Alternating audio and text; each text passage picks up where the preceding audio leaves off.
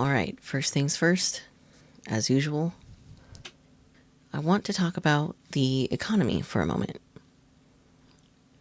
Not the current one, but what happens based on our choices from an individual to the consequences thereof, both good and bad. I've talked briefly on this in some previous videos on my YouTube channel, but I figured I'd go slightly more in depth with this one.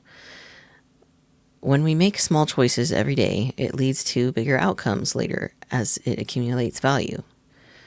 As we all know, the same can be said of choices in behavior or reactions. It's the equivalent of putting aside a few quarters a week as a kid and saving up to buy a toy that you've always wanted for so long at the grocery store, except a whole lot bigger. It's also the equivalent of a bully letting things get to them and then taking them out on someone else, and it gets progressively worse. Believe it or not, these two analogies are connected in a very complicated way that makes it difficult to explain. For example, I saved up when I had a job at a local fast food joint when I was in community college, and I really, really wanted a 75-inch TV for myself, just because. I had no idea where I was going to put it, but I really wanted one, and I told myself I'd figure it out eventually.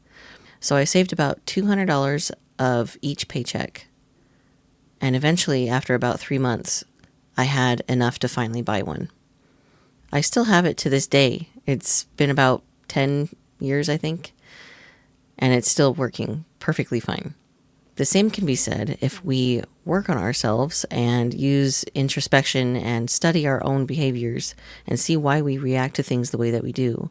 If you make minor changes every day and work to improve them, you can change how you respond to triggers and even people who try to get under your skin if that's what they're trying to do and if that's your goal.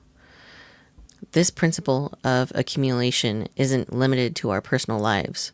It scales up dramatically in the economic sphere.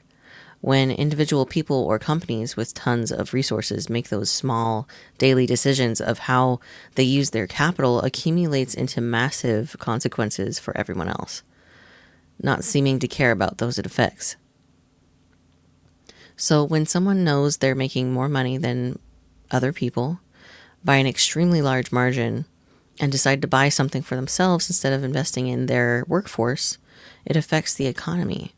They hoard the wealth, and then they need a distraction, aka a target, to keep people from looking at them as the problem. So wouldn't that be wise, if you were them, to give people a target that wasn't yourself? It makes it difficult for people to purchase things because the more wealth that is hoarded, the less money there is to go around for everyone else.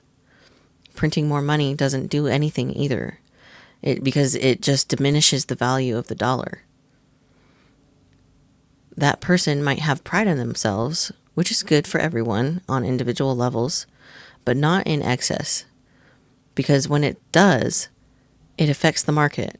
They hoard all that money, and it in turn affects those who need that money by making them work 2 or 3 times as hard just to make ends meet. Same thing happens when price hikes happen for no apparent reason, which is also known as price gouging, just to make more income for the company. So when people can't afford to pay for basic needs and can't go out and enjoy life anymore without worry, it slows the economy down.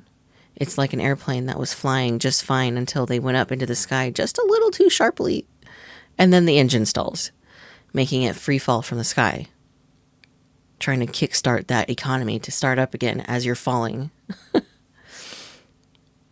It could crash the economy if it's bad enough.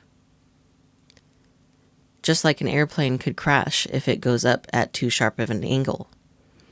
You can see that through graphs and such things that economists make. If you think of it like that airplane analogy, you can see the evidence there. It's like the movie Rat Race, where, according to the synopsis I found, quote, a group of eccentric and jaded millionaires led by John Cleese, set up a ridiculous cross-country race with a $2 million prize, sending a cast of unsuspecting people on a wild goose chase for their amusement. The economy and the people suffer because of their own amusement on what they are capable of doing when they have so much money at their disposal. It also reminds me of The Wolf of Wall Street, where that kind of frivolous behavior can also be a downfall for those who are engaging in that behavior and making the people pay for it. It will eventually come to light, and the people will eventually grow tired of it. History shows that widespread economic strain eventually leads to social and political upheaval. When people feel they've been slighted enough, and they start to realize what exactly is happening, they will do something about it eventually. You just don't know how or when they'll do it. A lot of people withdraw and apologize profusely, cowering in a corner. Some people get angry. Some people think it's fine and remove themselves from the situation by leaving their partner or whatever the situation may be. There is a plethora of different ways people can react to this. But it does more than just affect the people. It affects farmers, it affects doctors, it affects lawyers, artists, musicians, and teachers, universities, and stocks. Everyone. It literally affects everyone. So with all of this being said, every item is a choice. Every purchase is a choice. Each dollar is also an unacknowledged vote for the life we live in right now. To vote for keeping it and making it worse, or throwing it out and changing it. But make sure to do your research on who you are supporting when you purchase your goods or services. In order to truly make an impact, you need to start taking what you have and spending it wisely. You don't have to be a millionaire to make change. But remember, keep your mind and your heart open. Peace.